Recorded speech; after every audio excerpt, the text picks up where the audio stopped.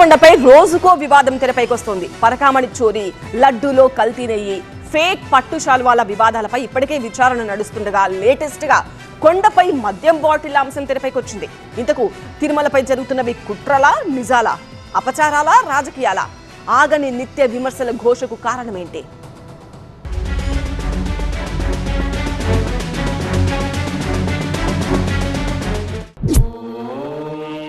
ప్రపంచంలోని హిందువులకు ఆధ్యాత్మిక రాజధానికి ఖ్యాతి చెందిన తిరుమల క్షేత్రం గతంలో ఎన్నడూ లేని విధంగా వరుస వివాదాలకు కేంద్రంగా మారుతోంది. ఒకదాని తరువాత ఒకటిగా వెలుగు చూస్తున్న వివాదాలు భక్తుల్ని కలవరానికి గురిచేస్తున్నాయి.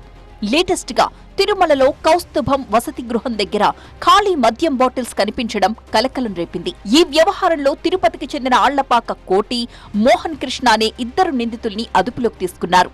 టీటీడీని అప్రతిష్ట పాలు చేయడానికి కావాలని ఈ కుట్ర చేసినట్టు తేల్చారు పోలీసులు.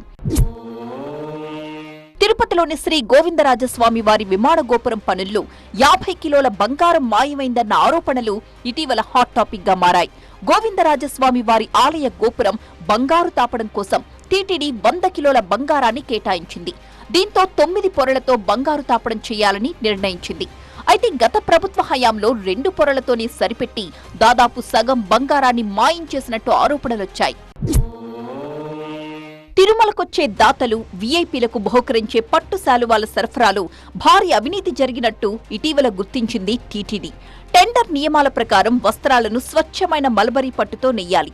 ఇక శాలువా పరిమాణం, బరువు, బోర్డర్ రూపకల్పనని కూడా టెండర్లో స్పెషల్ గా మెన్షన్ చేస్తారు.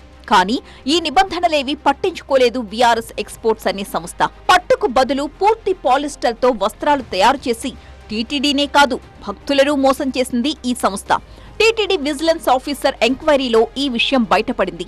ఈ కుంభకోణం విలువ 55 కోట్ల రూపాయలుగా అంచనా వేసింది టీటీడీ బోర్డు.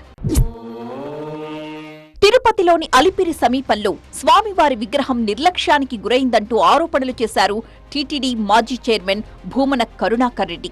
అయితే దీనిపై దర్యాప్తు చేపట్టిన ప్రభుత్వం ఇది అసంపూర్తిగా చెక్కిన శనీశ్వరుడి విగ్రహం అంటూ క్లారిటీ ఇచ్చింది.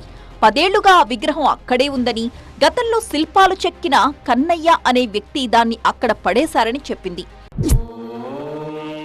ఇక భక్తులు పరమ పవిత్రంగా భావించే తిరుమల లడ్డూ తయారీలో వైసీపీ ప్రభుత్వ హయాంలో జంతువుల కొవ్వు కలిసిందంటూ సంచలన ఆరోపణలు చేశారు సీఎం చంద్రబాబు.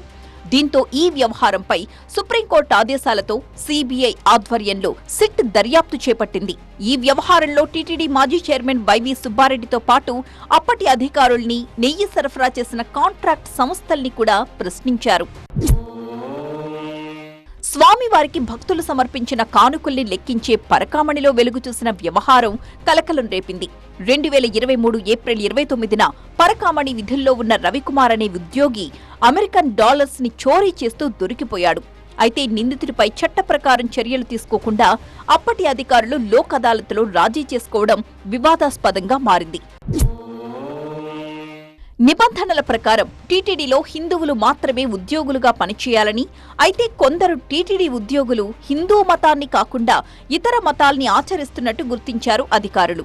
దీంతో తిరుమల ఆలయ పవిత్రత కాపాడడానికి హిందువులను మాత్రమే ఉద్యోగులుగా కొనసాగిస్తామని, అన్యమత ఉద్యోగులను వీఆర్ఎస్ ద్వారా బదిలీ చేస్తామని ప్రకటించింది టీటీడీ పాలక మండలి. అయితే ఇలాంటి వివాదాలు ఎన్నొచ్చినా ఆ తిరుమల కొండపై భక్తులకు ఉన్న విశ్వాసం మాత్రం అపారమైనది. అదే వెంకటేశ్వరుడి గొప్పతనం.